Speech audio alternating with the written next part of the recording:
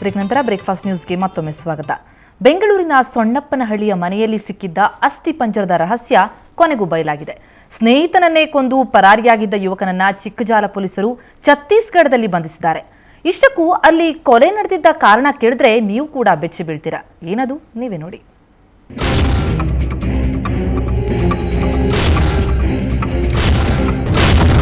ಮೊಬೈಲ್ಗಾಗಿ ನಡೆದಿತ್ತು ಸ್ನೇಹಿತನ ಕೊಲೆ. ಕೊನೆಗೂ ಆರೋಪಿ ಬಿದ್ದ ಪೊಲೀಸರ ಬಲೆಗೆ. ಅದಾಗಲೇ 3 ತಿಂಗಳು ಕಳೆದು ಹೋಗಿತ್ತು. ಉತ್ತರ ಭಾರತದ ಹುಡುಗರು ಬಾಡಿಗೆಯನ್ನೇ ಕೊಟ್ಟಿರಲಿಲ್ಲ. 3 ತಿಂಗಳಿಂದಲೂ ಮನೆಗೆ ಬೀಗ ಬಿದ್ದಿದೆ. ಎಲ್ಲೋದ್ರಪ್ಪ ಈ ಹುಡುಗರು ಅಂತ ಮನೆ ಒಡತಿ ಮುತ್ತಮ್ಮ ಕೊನೆಗೂ ಮನೆ ಬಾಗಿಲು ಒಡೆಸಿ ನೋಡಿದ್ರೆ ಅಲ್ಲಿ ಕಂಡಿದ್ದು ಅಸ್ಥಿಪಂಜರ.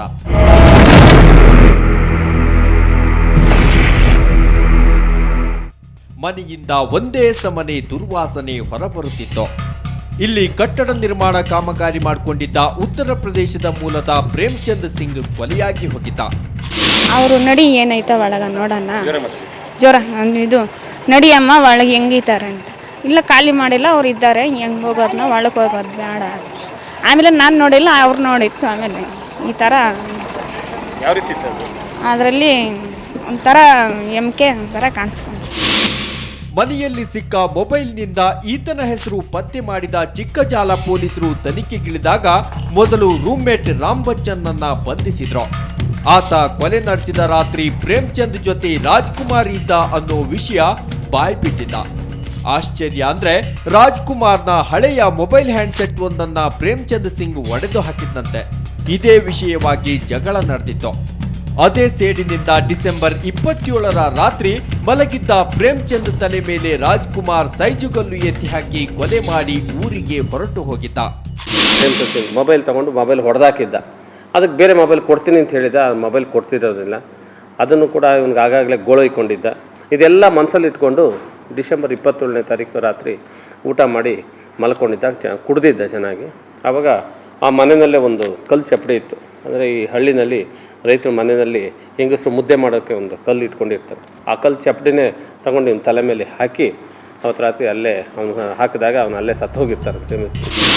ಒಟ್ನಲ್ಲಿ 500-600 ರೂಪಾಯಿ ಮೌಲ್ಯದ ಮೊಬೈಲ್ ಹ್ಯಾಂಡ್ಸೆಟ್ಗಾಗಿ ಸ್ನೇಹಿತನನ್ನೇ ಕೊಲೆ ಮಾಡಿದ್ದು ದುರಂತವೇ ಸರಿ. ರವಿಕುಮಾರ್ ಜೊತೆ ನಾಗೇಂದ್ರ, ಕ್ರೈಮ್ ಬ್ಯೂರೋ, ಸುವರ್ಣ ನ್ಯೂಸ್ 24/7 ಬೆಂಗಳೂರು. ಒಂದು ಚಿಕ್ಕ ಮೊಬೈಲ್ಗಾಗಿ ಒಂದು ಜೀವವನ್ನೇ ತೆಗಿತಾರೆ ಅಂತಂದರೆ ಆಶ್ಚರ್ಯ ಆಗುತ್ತೆ, ಆದರೆ ಇದು ಸತ್ಯ. ಓಕೆ, ಇನ್ನು ಆತ್ಮಹತ್ಯೆಯ ಸುದ್ದಿ. ಆತ್ಮಹತ್ಯೆಗೆ ನಾನಾ ಕಾರಣಗಳಿವೆ, ಆದರೆ ಇಲ್ಲೊಬ್ಬ ತನ್ನ ಹೆಂಡತಿ ವರ್ತನೆಯಿಂದ ಬೇಸತ್ತು ಆತ್ಮಹತ್ಯೆ ಮಾಡ್ಕೊಂಡಿದ್ದಾನೆ.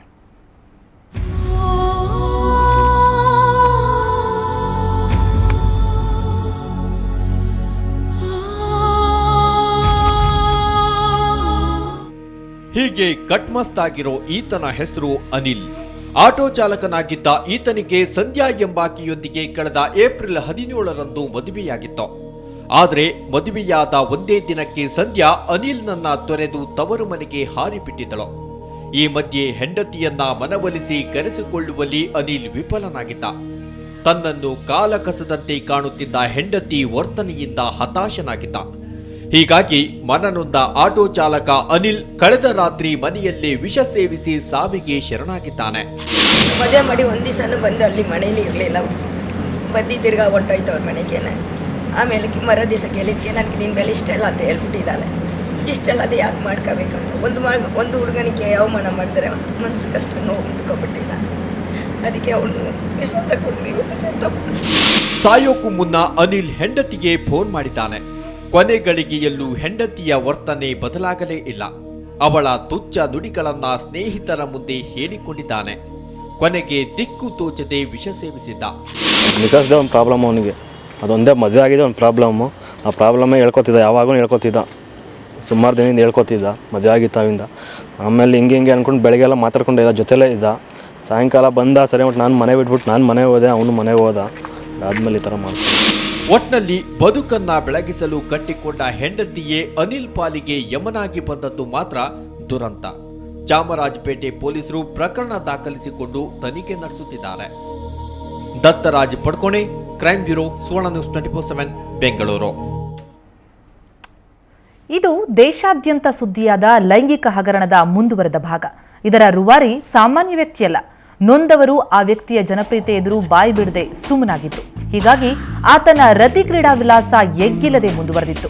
ಅತಿಯಾಗಿ ಮೈಮರೆತ ಪ್ರಭಾವೋ ಏನೋ ಒಂದು ಕೆಟ್ಟ ಗಳಿಗೆಯಲ್ಲಿ ಆತನ ರಾಸಲೀಲೆ ಬಯಲಾಗಿದೆ. ಈತನ ಪಲ್ಲಂಗ ಪುರಾಣ ಹೊರಬಂದಿದ್ದು ಹೇಗೆ ಅನ್ನೋ ಕುತೂಹಲನ ಇದಕ್ಕೆ ಇವತ್ತು ಸಂಜೆ 5 ಗಂಟೆಗೆ ತೆರೆ ಬೀಳಲಿದೆ. ಈ ಸೆಕ್ಸ್ ಹಗರಣ ಏನು? ಸಿಕ್ಕಿ ಹಾಕಿಕೊಂಡ ಶ್ರೀಮಂತ ಯಾರು? ಇದರ ಹಿಂದಿನ ರಹಸ್ಯವೇನು? ಭಯಾನಕ ಸತ್ಯಗಳ ಅನಾವರಣ. ಇದಕ್ಕೆ ಫಿಕ್ಸ್ ಮಾಡಿರೋ ಮುಹೂರ್ತ ಇಂದು ಸಂಜೆ 5 ಗಂಟೆ.